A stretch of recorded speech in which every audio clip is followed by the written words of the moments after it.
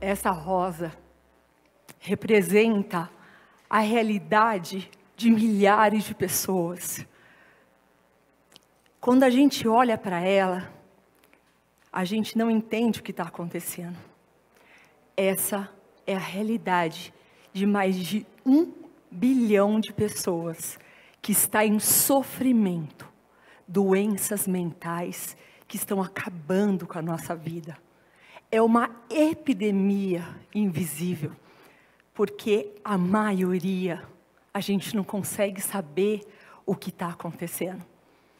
Eu sou Juliana Ferrari, eu trabalho há mais de 20 anos cuidando da saúde mental como professora universitária e atuo nas empresas para tornar essa realidade cada vez menos e mais distante da nossa vida.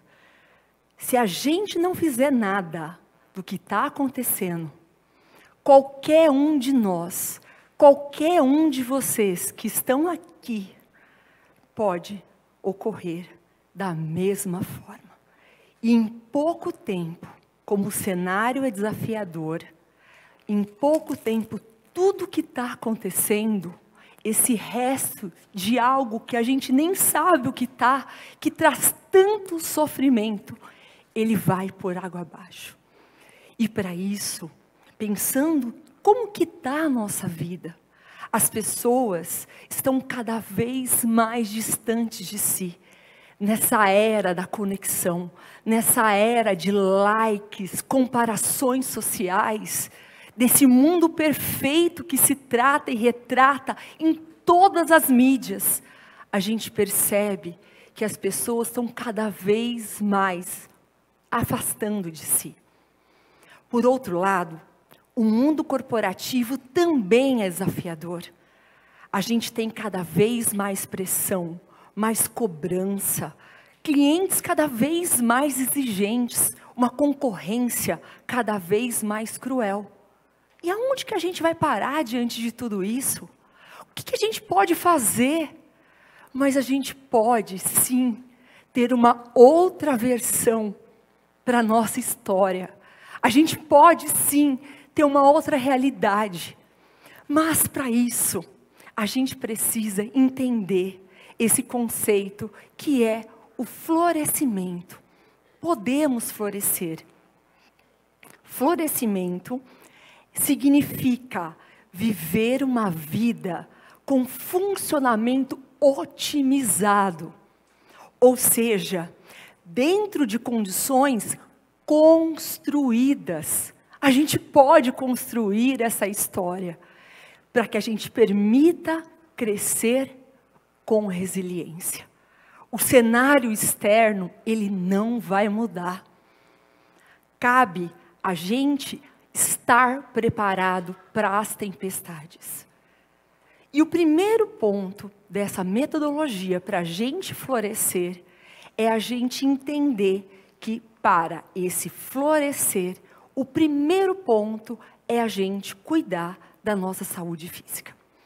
Ou seja, se a gente entende que o estresse está cada vez mais elevado e que saúde mental, segundo o OMS, é o estado de bem-estar quando eu consigo gerenciar o meu estresse cotidiano, quando eu tenho habilidades e uso os meus talentos, impactando e construindo uma comunidade. Para isso, a gente tem que cuidar da nossa vida. Pense num barco em alto mar.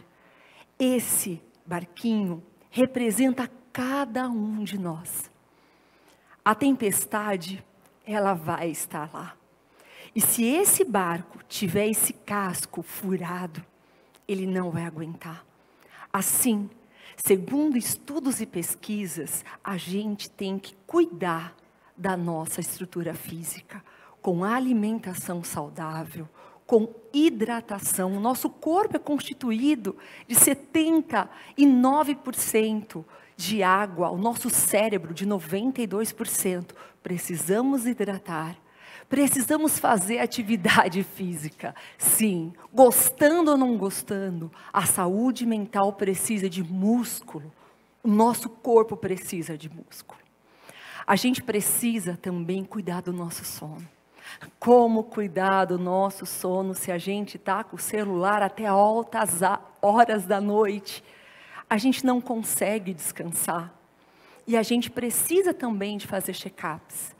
Se a gente percebe que o check-up é quando a gente vê naquele casco do barco, começando a rachar, é muito mais rápido para a gente acudir. Além disso, a gente precisa ter lazer. Precisamos de descanso. Precisamos de atividades que nos faz bem, que nos traz divertimento e também que a gente possa, nesse lazer, contribuir para o desenvolvimento da personalidade. Você sabe que na nossa vida não é fácil. A gente cada vez menos tem tempo para a gente e a gente tem que se permitir mais.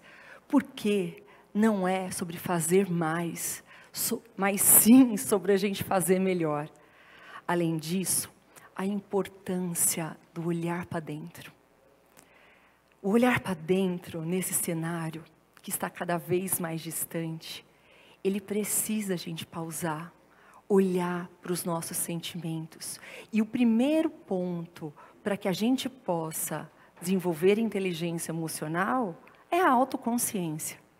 É através do reconhecimento das nossas emoções que nos permite entender aonde a gente está, o que me faz bem e o que a gente precisa melhorar.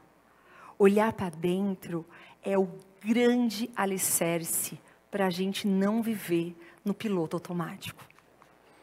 Além disso, o relacionamento. Já tem pesquisas na Harvard que traz que estar em contato com os amigos, com os familiares e com a comunidade nos faz bem, diminui o estresse, aumenta a nossa qualidade de vida e a nossa longevidade. Nós somos um ser social e a gente precisa do outro. A gente nasce precisando e dependendo das pessoas e a gente morre precisando e dependendo das pessoas. Precisamos cultivar, não se isolar, dá trabalho, mas é importante, depois traz um alívio, traz um bem-estar e traz uma reparação diante de todo esse estresse.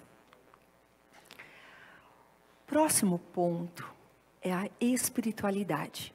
Se a gente entende que pela OMS, pessoa saudável é aquele indivíduo que tem saúde física, mental, social e espiritual, a gente entende que a conexão com algo maior, com o que traz propósito e sentido.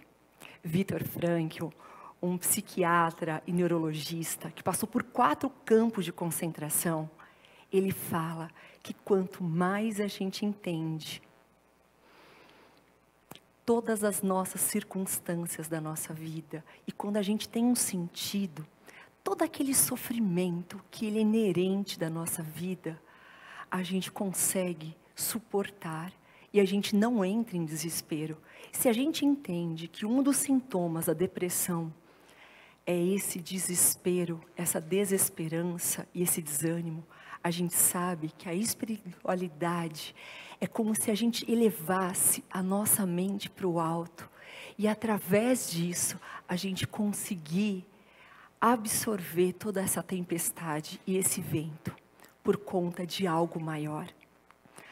E diante disso, precisamos sentir, precisamos viver nesse aqui e agora. A grande maior parte das pessoas estão vivendo lá na frente, extremamente preocupadas, extremamente ansiosas, vivendo uma emoção gigantesca, de grande medo, que tem paralisado. E ao mesmo tempo, outras tantas voltadas ao passado, as culpas, os ressentimentos, todas as mágoas que faz trazer a emoção da tristeza e leva à depressão. Precisamos viver o aqui e agora, precisamos sentir emoções. E a sensação de fraqueza que muitas vezes nos deparamos, ela é o primeiro sintoma para que a gente possa entender e se curar. A gente pode se curar mesmo com tanto sofrimento, mesmo com tantos desafios que a gente tem na nossa vida. E além disso, a gente precisa de uma consciência social. Na inteligência emocional, a consciência social é entender aonde a gente está, qual o cenário, e mais do que isso, a gente ter empatia para lidar com as pessoas. Se a gente sabe que no Fórum Econômico Mundial, entre as competências mais valorizadas está a saúde mental e a inteligência emocional, e a gente sabe que a empatia, esse fazer algo para o outro, é tão significativo. Sabemos em pesquisas que atos de generosidade nos traz uma diminuição desse cortisol, desse hormônio do estresse, e traz muito bem-estar. A gente precisa praticar. E quando a gente mais pratica, mais a gente consegue se transformar. E aí, a gente não pode deixar de desacreditar. A esperança é algo extremamente importante. A esperança, ela deve ser ativa. Não é você esperar, mas você acreditar. E quando a gente entende que algo pode fazer e podemos fazer a diferença, afinal, a gente usa muito pouco do nosso potencial.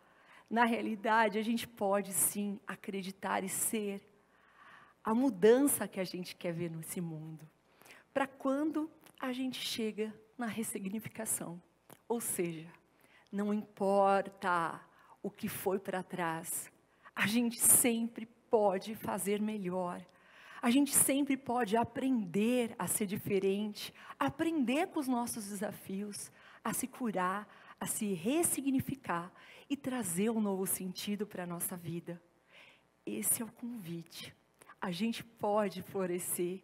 E quando a gente entende e coloca todos esses fatores na nossa vida, a gente pode ser despertado para uma nova oportunidade, para uma nova missão.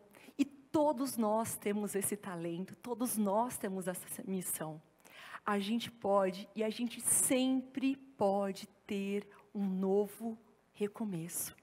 E toda aquela flor que a gente vê que pode ser que nunca mais vai florescer, a gente entende que todos nós carregamos dentro de si a grande bagagem que é a vida.